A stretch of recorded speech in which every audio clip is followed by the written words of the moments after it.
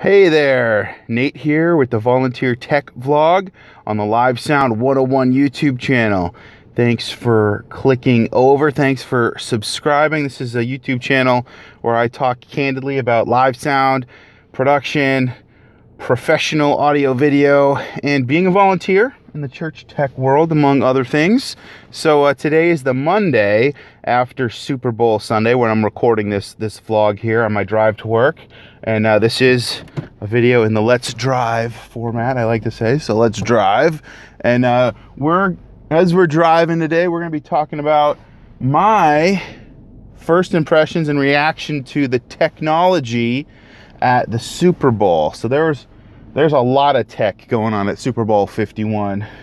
I'm just going to talk about kind of what I observed and some things that I noticed.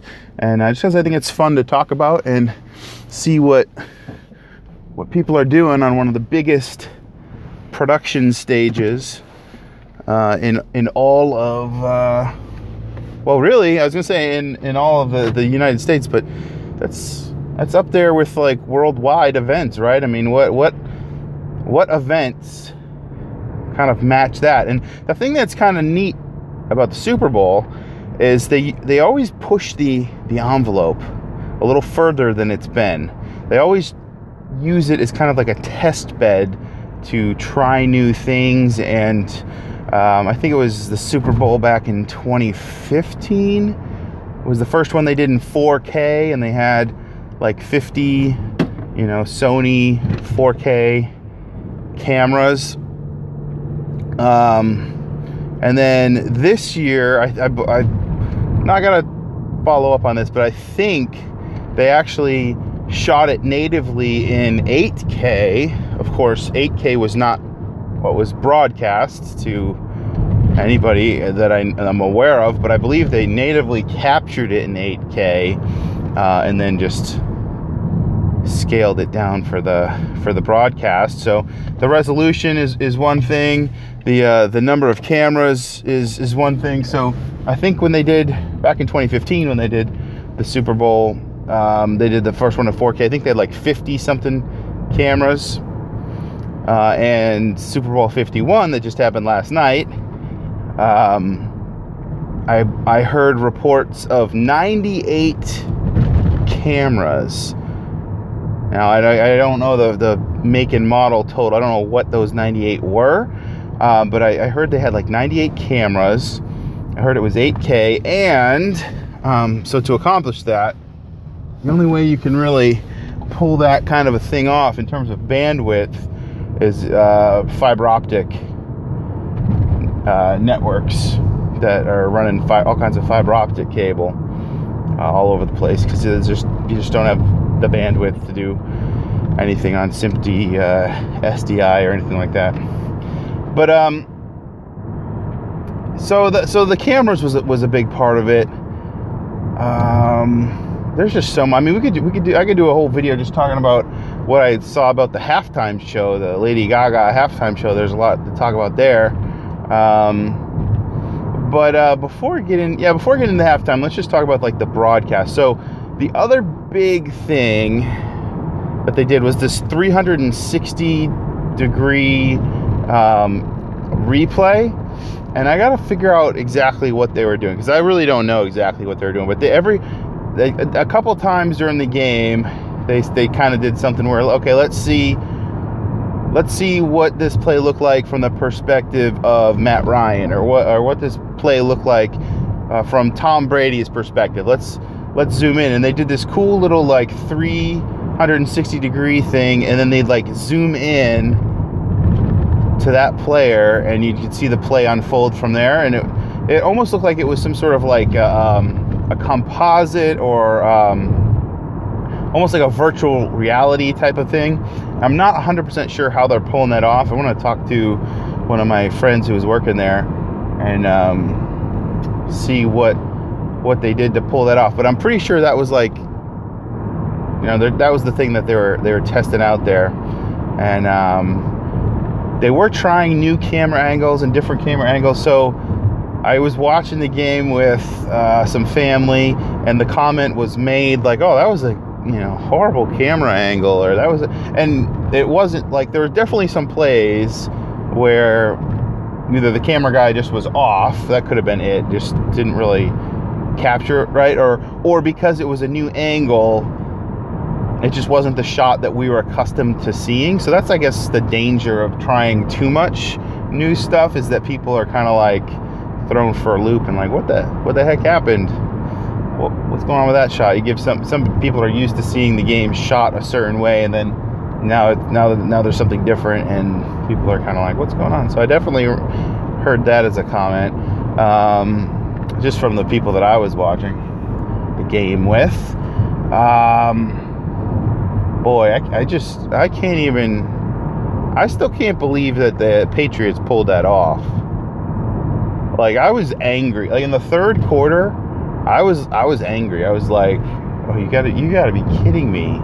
Nothing was going our way. We couldn't make a completion. I mean, how many drop balls do we have where it like bounced in and out of the hands of a receiver? That's the frustrating thing. It's like Brady's putting it, for the most part. I mean, he had a couple that were off the mark, but for the most part, he was putting the ball where guys could get their hands on it, and it just wasn't happening. But just amazing that they were able to come back from 25 points down, get the 2 touchdowns, get the 2 2-point conversions, tie it up, win the coin toss. I mean, that's the other part of it. I mean, they had to win the coin toss to get that first possession. Unbelievable. I know there's a lot of angry people out there that don't like the Patriots. But hey, I'm born and raised in New England. What are you gonna do? What are you gonna do? Not root for the Patriots because everybody else doesn't like them? But oh man, was that awkward or what? When Goodell was up there on the platform after the game, that was like what everybody was waiting for. Because yeah, Goodell hasn't been in New England to watch a game in like 2 years or something like that. It's just, who knows? I haven't really been keeping tabs on Goodell and what types of games he goes to. Maybe that's perfectly normal for him not to come to see one of the top teams in the playoffs or whatever. But yeah, it's business. He's doing his job and trying to do it the way he sees fit. And a lot of people in New England don't agree with that, but anyway, I digress. Amazing win. So let's talk about the halftime show. So we talked a little bit about the different, the cameras and stuff. There's just so much that goes on behind the scenes. Like, how can you even? It's mind-blowing how much tech is in there. And just think about the wireless channels being used and how you have to manage the wireless spectrum, and I just can't even think. So okay, the Super Bowl halftime show. So the first thing I noticed, so they had this fleet of 300 drones that were flying in formation. So Lady Gaga is supposedly, for the viewer at home, up on the roof of NRG Stadium, and she's singing the intro to the song, and as she's singing, it almost looks like there's lanterns floating up in the air behind her. You know those lanterns the Chinese lanterns where you light them on, light the little tab on fire, and then the heat from the little fire burns, and then it gets caught. It's almost like a miniature hot air balloon type of thing. It's like a lantern that floats up in the sky. That's what it looked like at first. And then they took formation. And so this is a pretty cool thing that these drones, which are sponsored by Intel, 300 of these things flying in a synchronized programmed pattern, choreographed to go along with the song that Gaga was singing, and it was in the background. And I guess the first thing I noticed was, I'm like, wow, this is pretty cool. But then I'm like, well, that is a really cool effect. But it would also be very easy to mimic that same thing with graphics, essentially. It's the type of thing where if you're gonna experience that, you really want to experience that in person. It's almost like fireworks. It's like watching fireworks on the TV. There's just something that's not quite doesn't transfer over to a video broadcast, in my opinion. The drone thing was cool. I think the drone thing was cool. The fact that they're all synchronized and flying in formation, very cool. I would like to learn more about that technology. But does that really work for a live broadcast? Because they could have put up a blank screen of Houston and done a very similar thing with just some video production, right? I mean, and you could have made it look exactly like that, just in a video production. It would have been pretty cool, and you wouldn't have actually needed the drones. So I do think that the choreographed or synchronized drones is a very neat thing, but I think it's something that you really want to see in person, almost like a fireworks show. That's my first thought. And then my second thought about the Gaga thing. So she's up there singing, and she did an excellent job singing, by the way. I mean, you could tell she was huffing and puffing and doing all the moves and singing, and I think you really appreciate that, you know, compared to like a pre-recorded lip sync type of a deal. And so that was, I think she did a really good job with the performance. Just say that right off the bat.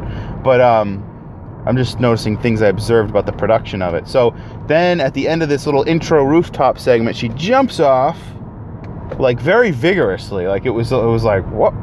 Wow. Like that. To me, I was like, wow, she went for that if she was up there jumping in. And so the first thing that, you know, went through my mind was that pre-recorded? I'm like, did she really just do that? Because of the way they shot it, she jumped, and then some time went by when you would have wanted to see what happens in that exact instant, right after she jumped. You're like, holy cow, she just jumped like vigorously with all her force, belly flopping. I'm like, that you're supposed to kind of take it easy on those. Like, anybody I've seen on those rigs has been very cautious about it, and she just went full on belly flop into NRG Stadium. And then there was like a pause, and they cut away for some, I can't remember exactly what it was. And then the next thing you see is she's dropping down out of the, you know, coming down slowly onto this like platform. And I'm thinking, I don't know, just something just didn't flow about it. And so my friend Doug was actually at the game. And so I'm texting him or Facebooking him. And I'm like, did you see Gaga up on the roof from your vantage point in the stadium? Were you able to see any of the drones? And he was like, no, I didn't see any drones. I didn't see anybody on the roof or anything, you know. So if you were at the game, basically all you saw was her kind of coming down out of the darkness of the rafters or wherever she came from. And that whole drone thing, and this is courtesy of Wired magazine, the whole drone thing was actually pre-recorded a couple days before or something, or in another location somewhere, because there's these FCC, oh no, I'm sorry, not FCC, Federal Aviation, FAA. What does FAA stand for? Federal Aviation Authority? Whatever FAA stands for. They've got rules and regulations against flying drones within like 30 something miles of a stadium. So it would have been against the law to do that. I'm sure they could have got permission, but to get closer. But the point is, that whole little bit with the drones was pre-recorded, and I don't know if it was pre-recorded at another location or what. But well, if I can remember, I'll put the link to the Wired article that went to it, and somebody had the inside scoop about that because they were waiting and just released it right there. But I heard teasers that there was going to be drones, and the whole time I'm thinking, how are they going to do drones in a stadium? The safety, like if you know about what that actually means. I mean, they've got the sky cam up on the wires that you know, suspended by cabling, which is different. Still can be dangerous. I've seen those malfunction. But having drones in a stadium or anywhere near the Super Bowl would be a huge safety hazard. So when I heard about that, I was like, how are they going to pull this off? So anyway, if you got thoughts on the Super Bowl and the drones and all that, let me know. I'd love to hear your take on it. But those were the big things that I saw of them really trying new things and with the technology and everything there. But yeah, it was a really good show, really great game. That's about it. I got to learn more. So in recap, they had the fleet of 300 drones. They had the 360-degree instant replay rendering, which I don't really know exactly what they're doing there, how they achieved that.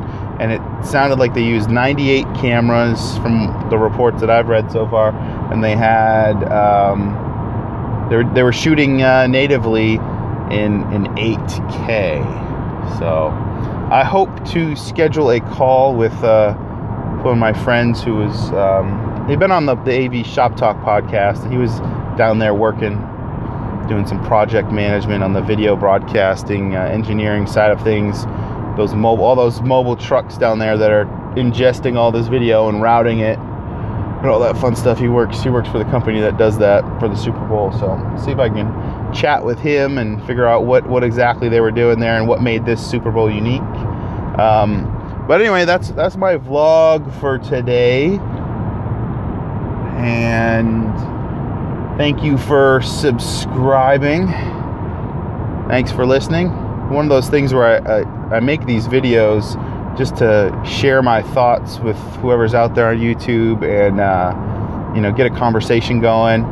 Hopefully get some engagement, some back and forth about what you noticed about the Super Bowl, maybe different tech questions that you might have about what they were doing, or comments or suggestions, anything. Tell me what you noticed. What did you like? What do you think worked? Or what do you mean? But where do you see some of this stuff going in the future? That's the whole point of this. Just think about that and kind of what it means for you. Now, for us and what we're doing at the church, probably doesn't mean a whole lot, because we're not going to be doing fleets of synchronized drones anytime soon, and probably the whole 360-degree camera thing is probably not going to happen anytime soon. But it is interesting to keep that in mind and just know what the possibilities are and see where things are going. So that's about it for this video. If you want more awesome live sound stuff, you can check out the Live Sound 101 community on Google+, or check out my video series I did called Live Sound 101. There's a playlist on YouTube where I try to teach people the basics. Try to teach somebody who doesn't know anything about live sound the basics. A little project I've been working on the side that goes along with these vlog videos. All right. Have a great day. See you in the next video.